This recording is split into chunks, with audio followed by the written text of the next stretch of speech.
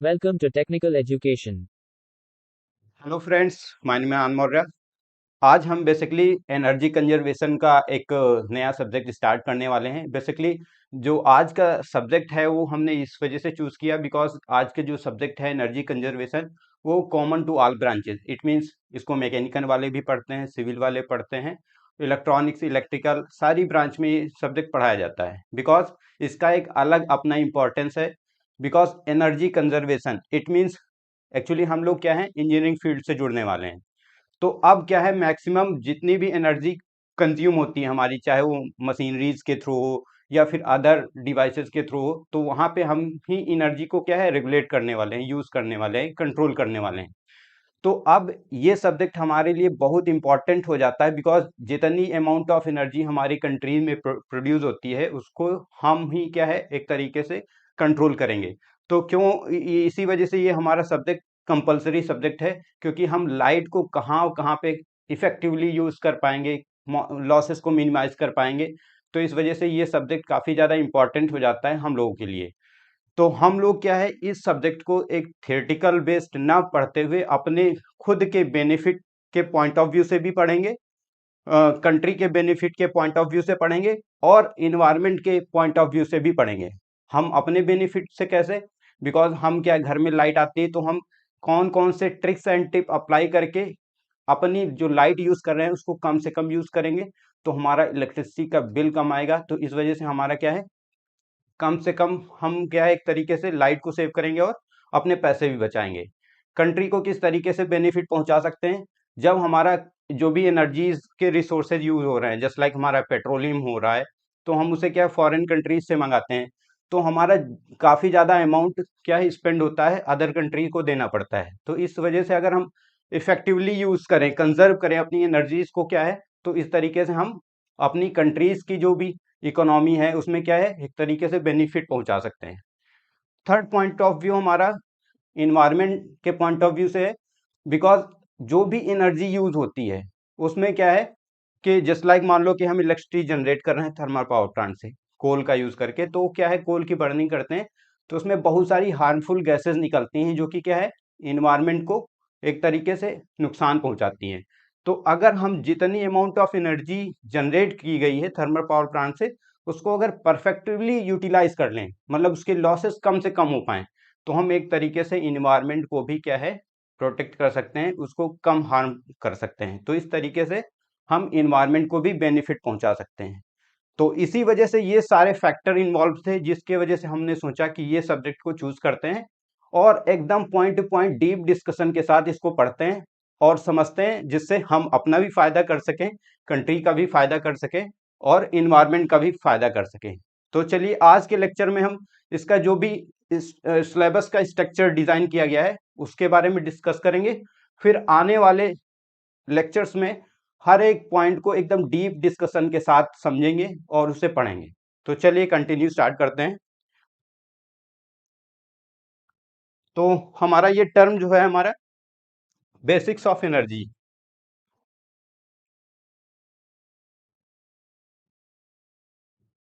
It means क्या है, energy क्या है। तो सबसे पहले हम एनर्जी को समझते हैं, फिर कंजर्वेशन को समझते हैं, फिर इंपॉर्टेंस ऑफ कंजर्वेशन, मतलब कंजर्व करने की क्या जरूरत है, इन सारी चीजों को समझते हैं। तो एनर्जी क्या है, एनर्जी बेसिकली क्या है, energy can neither be created nor be destroyed, it can be convert one form to another form. It means क्या है कि ना तो हम एनर्जी को जनरेट कर सकते हैं, ना तो क्या है डिस्ट्रॉय कर सकते हैं, मतलब खत्म कर सकते हैं। हम केवल क्या है एनर्जी को एक फॉर्म से लेके दूसरे फॉर्म में कन्वर्ट कर सकते हैं। जस्ट लाइक हमारा क्या है कोल है, केमिकल एनर्जी है, इसको क्या है हम जलाते हैं थर्मल पावर प्लांट से और उससे क्या है इलेक्ट्रिसिटी जनरेट करते हैं। तो इस तरीके से हम क्या है एनर्जी को एक फॉर्म से दूसरे फॉर्म में कन्वर्ट करके फिर हम यूज करते हैं। तो इसमें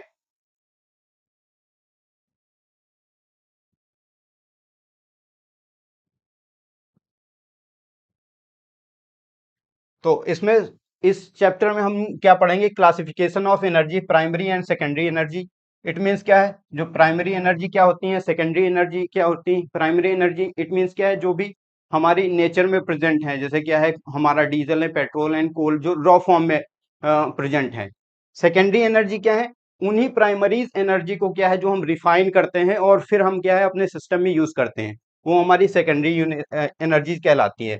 अब commercial and non commercial energy, it means क्या है, जिनको हम क्या है बिजनेस पर्पज के लिए यूज करते हैं, वो हमारी कॉमर्शियल एनर्जीज कहलाती हैं। नॉन कॉमर्शियल इट मीन्स जो क्या है एनर्जी के फॉर्म में अवेलेबल तो है बट हम उसका कॉमर्शलाइजेशन नहीं करते हैं। इट मीन्स बिजनेस पर्पज से उसको यूज नहीं कर सकते करते हैं, सॉरी। जैसे क्या हमारा वुड है, जस्ट लाइक मान लो हमारे खेत में लकड़ी लगी है तो हम क्या है उसको सीधे यूज लेके हम क्या है एनर्जी के फॉर्म में यूज कर सकते हैं। जस्ट लाइक क्या है एग्रीकल्चर का वेस्ट है, उसको भी क्या है उसका बिजनेस कोई नहीं करते बट हम उसे डायरेक्ट लेके हम यूज कर सकते हैं, तो वो क्या है नॉन कॉमर्शियल में आ जाएगा। फिर क्या हमारा non renewable and renewable. Renewable it means क्या है जो पर्टिकुलर टाइम के साथ रिन्यूएबल मतलब नई जनरेट हो जाए, जैसे हमारी क्या है सनलाइट हो गई या फिर विंड एनर्जी हो गई या फिर टाइडल एनर्जी हो गई। इस टाइप टाइप की जो एनर्जी हो वो रिन्यूएबल एनर्जीज कहलाती हैं। नॉन रिन्यूएबल मतलब वो एनर्जीज जो कि क्या है दोबारा जनरेट ना हो, उनको बनने के लिए क्या है हजारों लाखों साल लगे। जस्ट लाइक क्या है हमारा जीवाश्म ईंधन है, तो वो क्या है नॉन रिन्यूएबल, जिनको बनने में हजारों साल लगते हैं, तो नॉन रिन्यूएबल कैटेगरी में आ जाती हैं। उसके बाद हमारा क्या है उसके बाद हम सोलर सिस्टम सोलर एनर्जी के बारे में पढ़ेंगे। बिकॉज सोलर एनर्जी हमारा काफी ज्यादा इंपॉर्टेंट एनर्जी है, बिकॉज इसमें क्या है इस एनर्जी से कोई भी ऐसा पॉल्यूटेंट नहीं निकलता जो कि क्या है इन्वायरमेंट को पोल्यूट कर सके। और दूसरी चीज इसमें कई सारे बेनिफिट होते हैं जिसके वजह से हम क्या है सोलर एनर्जी का आगे आने वाले चैप्टर में डीप डिस्कशन के साथ कई चीजें हम पढ़ेंगे और समझेंगे। फिर हमारा नेक्स्ट टॉपिक आता है global fuel reserve. It means पूरे वर्ल्ड में हमारा फ्यूल का रिजर्व कितना है उसके बारे में पढ़ने वाले हैं। और नेक्स्ट हमारा जो पॉइंट है वो energy scenario in India. It means क्या है जो भी एनर्जीज हैं जो भी रिसोर्सेज हैं उनका क्या डिमांड ईयर वाइज रहा है, कैसे डिमांड कंटिन्यू बढ़ता चला जा रहा है, इन सारी चीजों को हम पढ़ेंगे। अ, उसके साथ इंडिया के साथ साथ हम यूपी सेक्टर का पढ़ेंगे, बिकॉज जो हमारा बोर्ड है वो बीटीयूपी बोर्ड है, मतलब वो यूपी स्टेट से बिलोंग करता है। तो हम क्या है उसमें जो भी एनर्जीज यूज होती हैं जो डिफरेंट सेक्टर में जो एनर्जीज की डिमांड है, जस्ट लाइक कि हमारा डोमेस्टिक में क्या डिमांड है, इंडस्ट्रीज में क्या डिमांड है, और एग्रीकल्चर में क्या डिमांड है, अदर सेक्टर में क्या डिमांड है एनर्जीज का, तो उसको हम स्टेप बाय स्टेप पढ़ने वाले हैं। नेक्स्ट हमारा आता है impact of energy uses on climate. It means जो भी हम एनर्जी यूज कर रहे हैं उसका इम्पैक्ट क्या पड़ने वाला हमारे क्लाइमेट पे।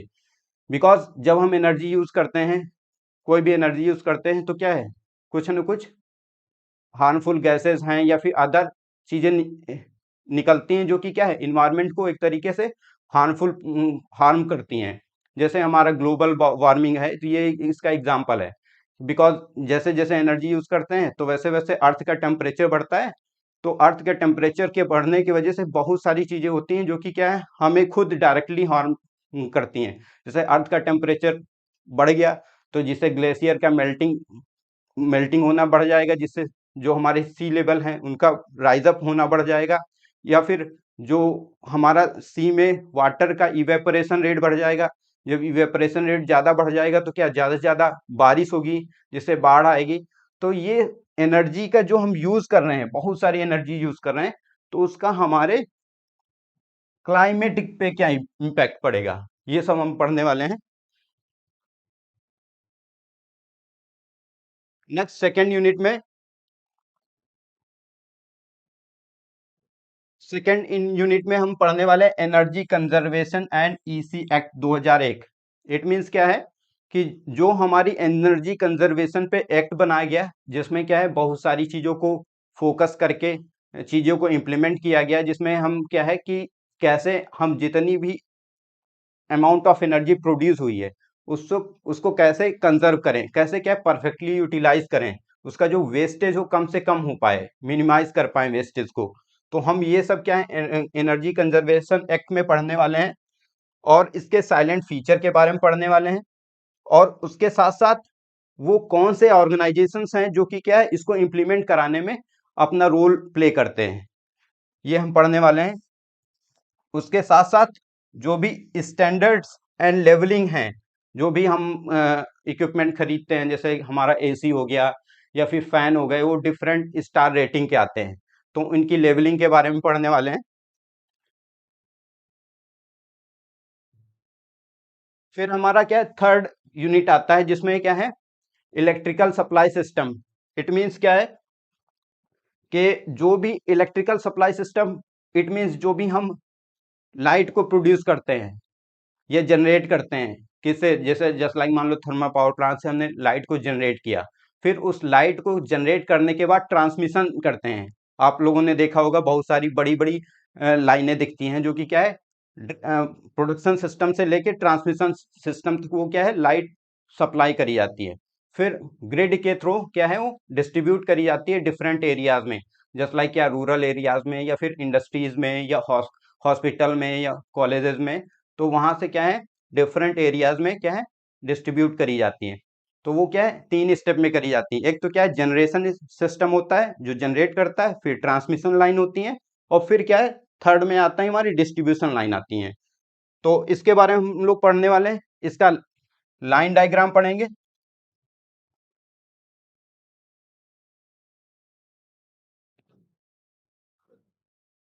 फिर क्या है, losses in electrical power distribution system. It means जो हमारा थर्ड सिस्टम है, electrical supply distribution system. It means जो जब हम क्या है, अपने ग्रिड के थ्रू अपनी एरियाज में क्या है, लाइट को डिस्ट्रीब्यूट करते हैं, वहां पे क्या है, हमारे सबसे ज्यादा इलेक्ट्रिसिटी की लॉसेस होते हैं। अप्रॉक्स नियर अबाउट 51% तक हमारे लॉसेस उसमें हो जाते हैं। इट मीन जितनी इलेक्ट्रिसिटी हम सप्लाई करते हैं, उसकी 50% तो क्या है, लॉसेस में चली जाती है। तो इस वजह से हम क्या है, इसको डीप डिस्कशन के साथ इस यूनिट में पढ़ने वाले हैं कि हमारे वो जो लॉसेस हो रहे हैं वो कहाँ कहाँ पे हो रहे हैं। फिर क्या है, अंडरस्टैंडिंग इलेक्ट्रिसिटी बिल।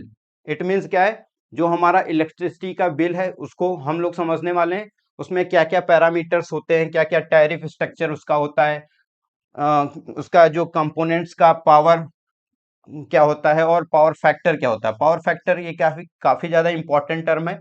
जो भी इलेक्ट्रिकल के स्टूडेंट हैं, सॉरी, वो इसको क्या है, बेहतर तरीके से जानते हैं कि पावर फैक्टर क्या होता है।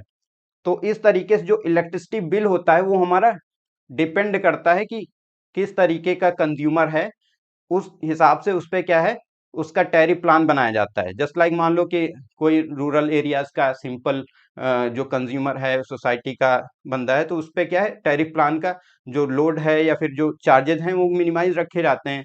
जस्ट लाइक मान लो किसी बिजनेस वाले को देना है, तो उसके क्या है, उसी हिसाब से टैरिफ प्लान में वेरिएशन किया जाता है। या फिर जो कंज्यूमर है वो क्या है, ज्यादा कैपेसिटी का लोड यूज कर रहा है, तो इट मीन्स उसका भी टैरिफ स्ट्रक्चर कुछ दूसरा डिजाइन किया जाता है।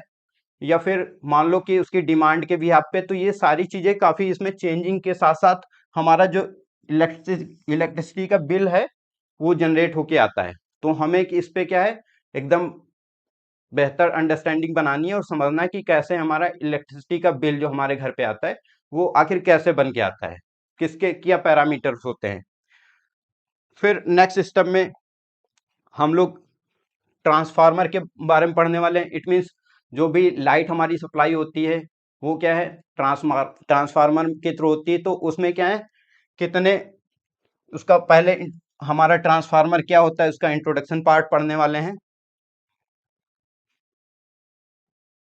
फिर ट्रांसफार्मर में कहाँ कहाँ पे लॉसेस होते हैं, उस पे लोडिंग कितनी दी जाएगी, बिकॉज किस एरिया में हम ट्रांसफार्मर लगा रहे हैं, तो वहां पे एरिया का क्या लोड है, उसके बिहाफ पे हम डिसाइड करते हैं, फिर ट्रांसफार्मर लगाते हैं। और क्या टिप्स यूज किए जाएं जिसके थ्रू हम ट्रांसफार्मर में जो लॉसेस हो रहे हैं उनको क्या है, मिनिमाइज कर सकें। फिर हम क्या है, इलेक्ट्रिक मोटर के बारे में पढ़ने वाले हैं। इट मीन्स जो इलेक्ट्रिक मोटर होती हैं वो क्या होती हैं, उनका थोड़ा सा इंट्रोडक्शन पार्ट पढ़ेंगे। फिर क्या है, उसके टाइप पढ़ेंगे। फिर कहाँ कहाँ पे हमारी जो मोटर होती है वहां पे कौन कौन से किस किस टाइप के लॉसेस होते हैं, और क्या क्या ट्रिक्स एंड ट्रिप अपनाई जा सकती है जिसके थ्रू जो है हम उन जो मोटर्स होती हैं, डिफरेंट मोटर्स, चाहे वो एग्रीकल्चर में यूज कर रही हो या फिर इंडस्ट्रीज में यूज कर रहे हो या फिर डोमेस्टिक पर्पज में हम लोग मतलब घर पे यूज कर रहे हैं, तो उनमें ऐसी क्या चीजें यूज करी जाएं, क्या चीज ट्रिक्स एंड टिप अपनाई जाएं जिससे उनके जो लॉसेस को हम मिनिमाइज कर सकें। नेक्स्ट हमारा चैप्टर आता है चैप्टर 4,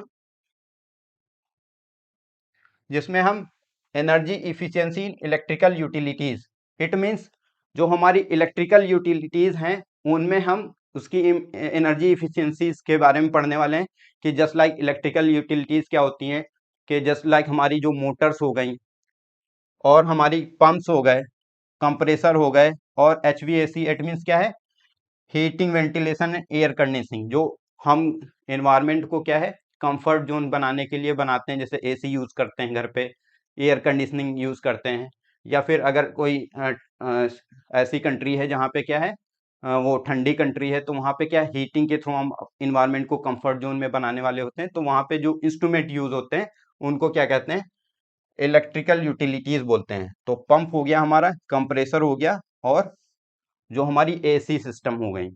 तो अब पर्टिकुलर ये जो डिवाइसेस हैं वो हमारी क्या है, इलेक्ट्रिसिटी से चलती हैं। तो हम इस यूनिट में इनके एकदम डीप डिस्कशन के साथ पढ़ने वाले हैं, जिसमें हम उसका इंट्रोडक्शन पार्ट पढ़ेंगे कि पंप कितने टाइप के होते हैं, फिर वो कैसी टेक्निक अपनाई जाए जिससे कि हम उस पंप को इस तरीके से यूज करें कि वो हमारा जो पंप हो कम से कम लाइट कंज्यूम करे और मैक्सिमम परफॉर्मेंस दे। तो वो सारी चीजें हम पढ़ने वाले हैं।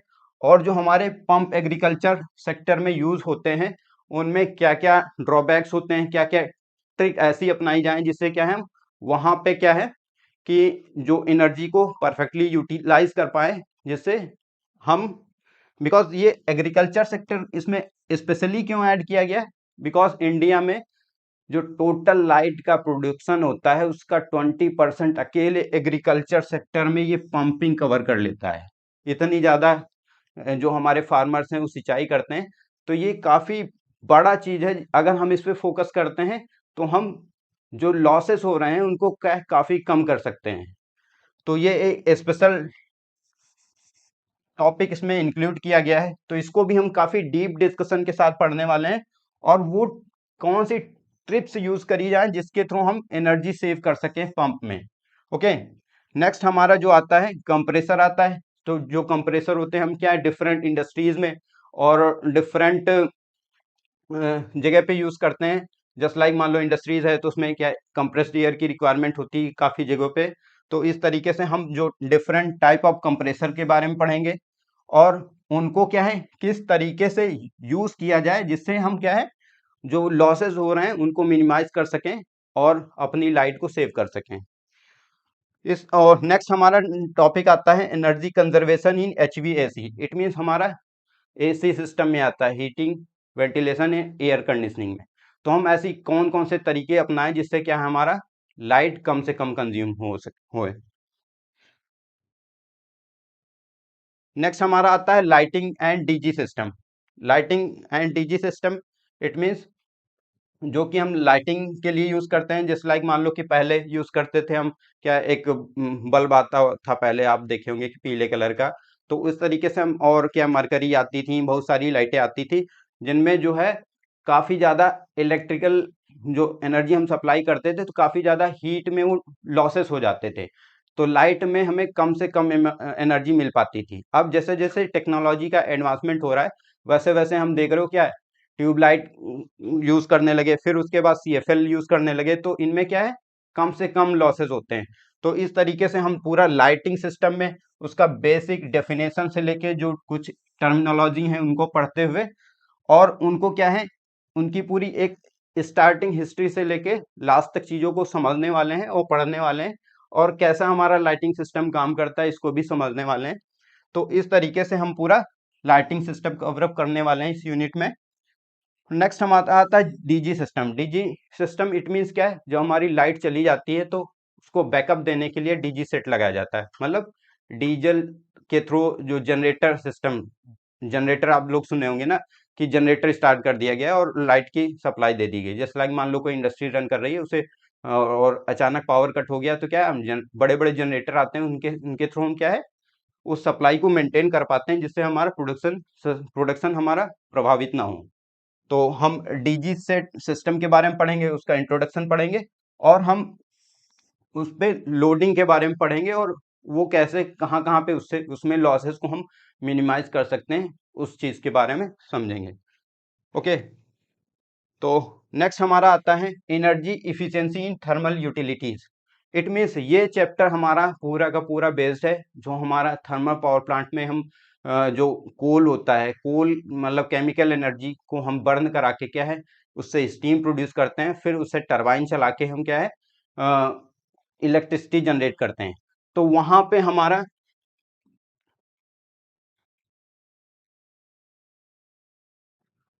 तो वहां पे हम उसका थर्मल एनर्जी की जो बेसिक टर्मिनोलॉजी उसको पढ़ेंगे समझेंगे, और जो हमारे फ्यूल होते हैं उनमें क्या है कितने अमाउंट ऑफ एनर्जी स्टोर होती है उसको समझेंगे। और फिर अ, कैसे हम क्या जो बॉयलर हैं और जो फर्नेसेस यूज करते हैं वहां पे, तो वहां पे हम कैसे एनर्जी को क्या है कंजर्व कर सकते हैं और कैसे उनको इफेक्टिवली यूटिलाइज कर सकते हैं। तो ये सारी चीजें हम लोग पढ़ने वाले हैं। और ऐसी क्या चीज करी जाए या फिर ना करी जाए जिससे क्या है हम जो हमारे लॉसेस हो रहे हैं हमारे फर्नेस में या फिर बॉयलर में उनको कम किया जा सके। नेक्स्ट हमारा आता है कूलिंग टावर। जो कूलिंग टावर यूज होता है वो वही थर्मल पावर प्लांट में यूज होता है, जिससे हम अपने कंडेंसर का टेम्परेचर मेंटेन करने के लिए हम जो वाटर होता है वो कूलिंग टावर में सप्लाई करते हैं, जिससे हमारा वाटर ठंडा हो सके, जिससे कंडेंसर हमारा ठंडा हो सके। तो ऐसी कौन सी चीजें ट्रिक्स अपनाई जाए जिससे क्या है हम उस वाटर को ज्यादा से ज्यादा ठंडा कर सकें, और इस तरीके से वो सारी चीजें इंप्लीमेंट करके हम एनर्जी को वहां पर भी सेव कर सकते हैं। नेक्स्ट हमारा आता है इफिशिएंट स्टीम यूटिलाइजेशन। जो हमारी स्टीम प्रोड्यूस होती है उस बॉयलर में, तो हम उसको क्या है किस तरीके से इफिशिएंटली यूटिलाइज करके ज़्यादा से ज़्यादा हम उससे एनर्जी को पा सकते हैं। नेक्स्ट हमारा 7 यूनिट में आता है energy conservation building code. It means जो हमारी बिल्डिंग है हम इसमें ये चीज़ पढ़ने वाले हैं कि हम अपनी जो बिल्डिंग है उसको किस तरीके से डिज़ाइन करें कि कम से कम उस बिल्डिंग में जो लाइट का इनपुट कम लेना पड़े। इट मीन्स ऐसी तरीके से डिज़ाइन करें कि वो प्रॉपर उसका वेंटिलेशन हो नेचुरल नेचुरल तरीके से, जो नेचुरली हमें लाइट सन से मिल रही है वो इजिली उसके बिल्डिंग के अंदर आए दिन में, तो हमें कम से कम लाइट इलेक्ट्रिकल एनर्जी कम खर्चा करनी पड़ेगी। और इस तरीके से उसको किस तरीके से डिजाइन करें जिससे कम से कम, या तो एक तो लाइट हमें कम कंज्यूम करनी पड़े उसको बिल्डिंग के अंदर, और दूसरी चीज उसमें ऐसा एनर्जी सिस्टम यूज करें जो कि क्या है जैसे सनलाइट के थ्रू चलता हो, जैसे सोलर पैनल। तो ये सारी चीजें हम लोग इसमें पढ़ने वाले हैं, और इसमें कुछ ऐसी ट्रिप्स के बारे में पढ़ने वाले हैं जो कि यूज करी जाए जिससे हमारा जो लाइट है वो क्या है कम से कम कंज्यूम हो बिल्डिंग के अंदर। तो नेक्स्ट हमारा आता है यूनिट 8, जिसमें क्या है waste heat recovery and cogeneration. It means क्या है जो हमारी लाइट है वो क्या है जैसे जस्ट लाइक मान लो थर्मल पावर प्लांट से जो फर्नेस से जो वेस्ट निकल जा रही हैं, जो गर्म गैसें निकल जा रही हैं बाहर इन्वायरमेंट में, ऐसे ही तो हम कुछ ना कुछ ऐसा सेटअप लगाएं जिससे वहां की हीट को एब्जॉर्ब करके अपने सिस्टम में ही यूटिलाइज करके उसकी इफिशियंसी को बढ़ा लें। जस्ट लाइक मान लो कि उस फर्नेस से क्या है वो जो भट्टी होती है उससे क्या है गर्म गैसें निकल रही, तो वहां पे ऐसा कुछ मैकेनिज्म लगाएं कि वाटर को वहां पे सर्कुलेट करके सप्लाई करें। तो नॉर्मल जो वाटर का टेम्परेचर है वो 4 डिग्री सेंटीग्रेड मान लो नियर अबाउट होता है, तो वो उस पैनल के थ्रू होके आएगा तो वो गर्म हो जाएगा। अब उसको हम क्या है बॉयलर में अगर सप्लाई करेंगे तो हमें क्या है कम हीट सप्लाई करनी पड़ेगी उसको क्या है स्टीम में कन्वर्ट करने के लिए।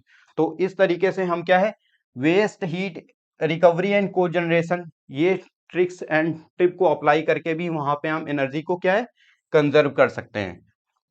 नेक्स्ट हमारा आता है general energy saving tips. Energy saving tips मतलब वो ऐसे कौन से ट्रिप्स हम अपना करके क्या है एनर्जी को, जो भी एनर्जी है उसको क्या है हम सेव कर सकते हैं। जैसे जब हमारा लाइटिंग सिस्टम में जैसे हम एलईडी यूज करें, या फिर जो एयर कंडीशनिंग सिस्टम है वहां पे हम क्या करें ज्यादा से ज्यादा स्टार रेटिंग के एयर कंडीशनिंग सिस्टम परचेज करें। रेफ्रिजरेटर सिस्टम जो है हमारा वो भी क्या है ज्यादा से ज्यादा स्टार रेटिंग का परचेज करें। और उसमें कई सारी चीजें होती हैं जिनको क्या अगर हम यूज करें तो वहां पे हमें कम से कम इलेक्ट्रिसिटी कंज्यूम होगी और ज़्यादा से ज़्यादा हमें क्या है आउटपुट रिटर्न मिलेगा। तो इस तरीके क्या है कंप्यूटर हो गया या फिर फैन है, ये सारी चीज़ें हैं। तो इनमें क्या है बहुत सारी ट्रिक्स एंड टिप्स अप्लाई करके तो और हम क्या है बहुत सारी एनर्जीज को सेव कर सकते हैं। तो इस चैप्टर में हर एक चीज के बारे में एकदम डीप डिस्कशन होने वाला है, और आप लोग ये सारी चीजों को फॉलो करके एक तो आप खुद बेनिफिट पहुंचा सकते हैं अपने घर की लाइट को, क्या है बिल कम आएगा तो पेमेंट कम करना पड़ेगा, और क्या है कंट्री को भी बेनिफिट पहुंचा सकते हैं। तो ये सारी चीजें हम लोग पढ़ने वाले हैं। नेक्स्ट हमारा लास्ट टॉपिक जो हमारा एनर्जी ऑडिट का आता है, इसमें हम लोग क्या है टाइप्स एंड मेथोडोलॉजी के बारे में पढ़ने वाले हैं। इट मीन्स क्या है कि जस्ट लाइक जो ऑडिट होते हैं वो क्या है जनरेशन, ट्रांसमिशन एंड डिस्ट्रीब्यूशन जो हम करते हैं लाइट का, just like thermal power plant से हम लाइट को जनरेट किए, फिर ट्रांसमिट किए, फिर उसको डिस्ट्रीब्यूट किए। तो वहाँ पे क्या है ऑडिट, हर एक लेवल पे ऑडिट किए जाते हैं और उनमें ये चीज़ एनालाइज करी जाती है कि जो हमारी लॉसेस हो रहे हैं वो कहाँ कहाँ पे हो रहे हैं। उसके लिए क्या है बहुत सारे जो इंस्ट्रूमेंट हैं, इंस्ट्रूमेंट के बारे में पढ़ेंगे, और उसकी रिपोर्टिंग के फॉर्मेट क्या क्या होते हैं, ये सारी चीज़ें पढ़ने वाले हैं। तो आई थिंक आप लोग इसके जो हमारा सिलेबस का स्ट्रक्चर था उसको आप लोग समझ पाए होंगे। आने वाले क्लासेस में हर एक जो यूनिट के बारे में हम लोग एकदम डीप डिस्कशन के साथ पढ़ने वाले हैं और समझने वाले हैं। इसमें मैक्सिमम जो पोर्शन है वो इलेक्ट्रिकल एंड मैकेनिकल एनर्जी से, इंजीनियरिंग से कवर अप होगा। तो हर एक स्टेप को एकदम ब्रॉड तरीके से अच्छे से समझने वाले होंगे। तो आज की क्लास को आप लोग उसके सिलेबस को एक तरीके से समझ पाए होंगे। नेक्स्ट क्लास में हम जो फर्स्ट यूनिट है उसे स्टार्ट करेंगे। तो आज की क्लास को हम यहीं पे स्टॉप करते हैं। Okay, okay, thank you class. Thank you for watching. Please subscribe my channel.